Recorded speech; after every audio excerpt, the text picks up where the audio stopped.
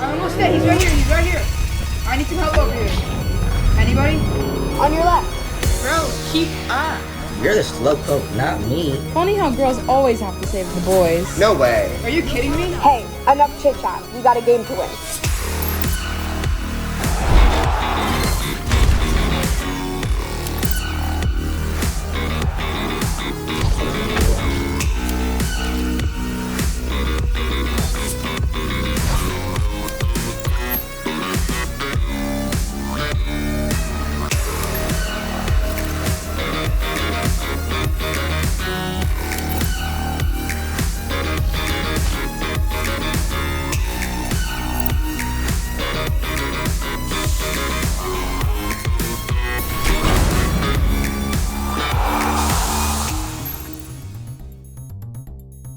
Hello everyone, I'm Rich Conti, and today we are going to take a dive into the origins of modern day esports. For as long as humanity has had culture, we've played games. Throughout history, games and competition have not only been relevant as a pastime, but as important aspects to our societies. The Egyptian board game Senet held religious and cultural significance as a representation of the journey to the afterlife. The Mesoamerican ball game was thought to be used as a proxy for war. And the East Asian game of Go was played by the political and military elite to develop strategic thinking and mental skills. In fact, some people believe gaming to be a primary catalyst for the development of human societies across the world. For as long as humanity has had video electronics, we've put games on them. Brilliant minds of the 1940s evolved gaming alongside mankind to take the medium to the next level. The cathode ray tube amusement device, patented in 1947, was created by physicists involved in the invention of the CRT television, Thomas T. Goldsmith Jr. and Cecil Ray Mann. The player controls two dials to align a beam of light to a specified location before a simulated mortar shot through the tube. And although it was never released to the public, this might just be the first interactive game with an electronic display. The very first video game. For as long as humanity has had video games, we've competed in them. From the start, the introduction of multiplayer games captured the minds and hearts of those involved. In 1962, the very first multiplayer game was developed for the PDP-1 computer at MIT. It was titled Space War, in which two players battle in spaceship combat around a central star. Both ships were player-controlled because the program itself purposefully used all of the computer's resources in order to be a field test for the machines. In the following years, as more computers were made attached to visual displays, more and more people had a chance to play the different versions of Space War. By the year 1971, the game had been extremely popular and widely distributed within the small programming communities at the time.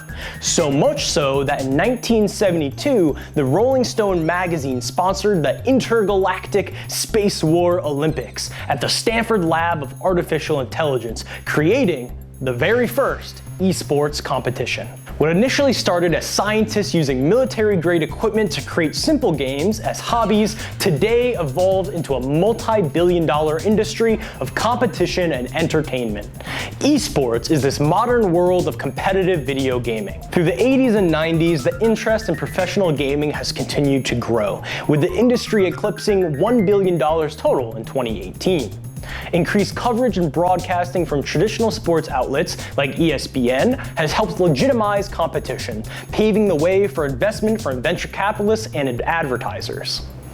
Outside the money, esports viewership has increased over the past few years, going from 335 million worldwide viewers in 2017 to 454 million in 2019, and it is projected to grow to 646 million by 2023. This is majorly due to the rise in popularity of streaming platforms like Amazon's Twitch.tv, YouTube Gaming, Facebook Gaming, and more. In 2018, the esports audience consumed more than 6.6 billion hours of esports entertainment. Humankind has always played sports, and we will continue. Learning to play, manage teams, broadcast, and create games is something students can now get involved with as early as middle and high school. Plus, Plus, it's now easier than ever for students across the country to make connections and find pathways to scholarship and career opportunities through the cutting-edge industry of esports. Once, games were built with physical and mechanical tools, and now games are built in the world of code.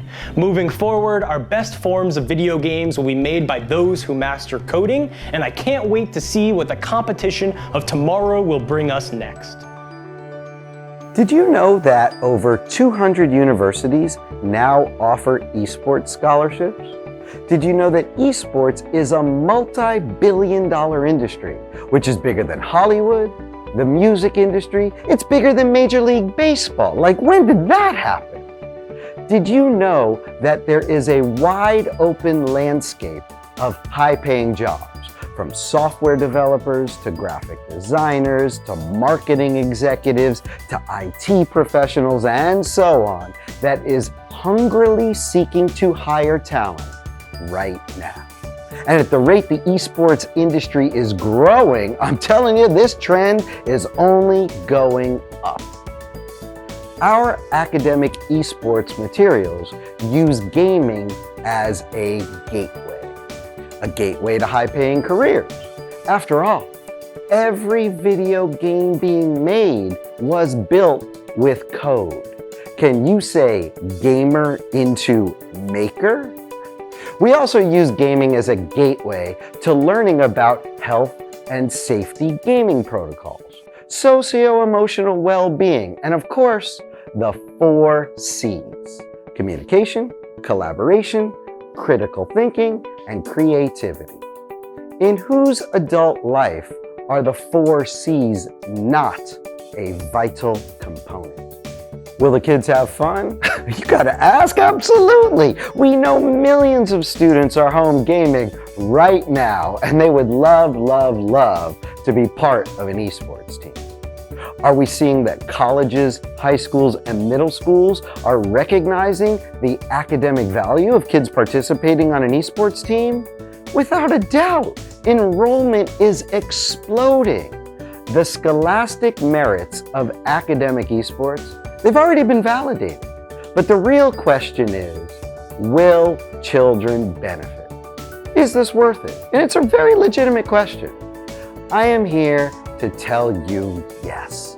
Our academic esports program is a one-of-a-kind, research-based program that develops soft skills, hard skills, self-reflection, and teamwork.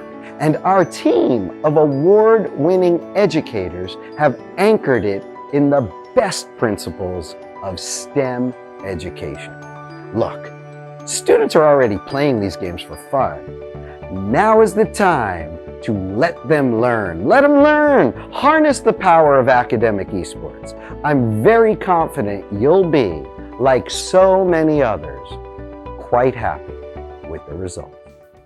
They're learning skills that they can take outside of developing games. They're learning coding, which many computer jobs do require some level of coding. The ability to create 3D and 2D environments is used not just for games, but also for other companies, for other purposes. So the skills that they're learning when they make a video game are transferable to not just any other computer job, but almost any other area in employment. It looks like a lot of play. You know, if you know anything about programming, if you can program a realistic physics engine or anything remotely like that, that takes a lot more skill. You know, that really, like I said, that's kind of really what we liked about it.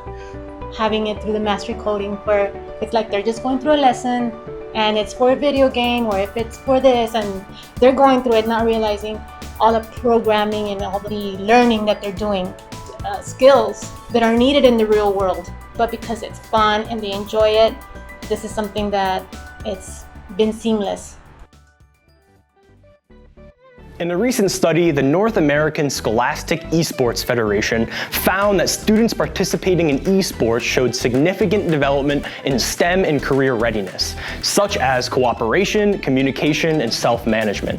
Having an esports team, one that can operate in a remote, live, or hybrid setting, can help connect kids' passion for gaming to academics and the school's community. On top of that, there is a prime opportunity to teach them computer science and coding literacy, providing a pathway to jobs and workforce readiness in today's technological world. Pathway Esports is an academic toolkit that channels a student's passion for gaming into college and career readiness. Think of it like an athletic team, just like baseball, football, or basketball, that students will join as an official on-campus activity. With Pathway Esports, students and schools will have all the knowledge and resources they need to successfully start and run their own esports team and compete nationally and locally in a number of different games. Recommended for grades 7 to 12, Pathway Esports requires no prior esports experience, and the course isn't just for players. There's plenty of career pathways beyond being an expert gamer. Pathway Esports students can learn how to be coaches, managers, analysts, and more. Let's take a look at some of the topics covered in the course. Using our platform, we'll access the video curriculum. Take it away, Rich.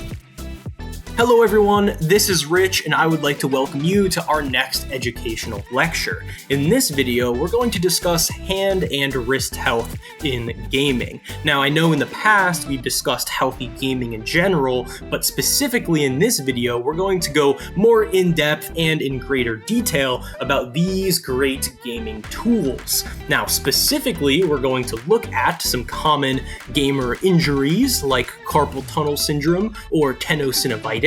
We'll also discuss muscle fatigue and muscle pain, how you can identify and understand it, and we'll also go over the do's and don'ts of physical positioning, both with controllers and with keyboard and mouse. And finally, we'll wrap it up by going over some preventative or reactive measures you can take to stay healthy while gaming.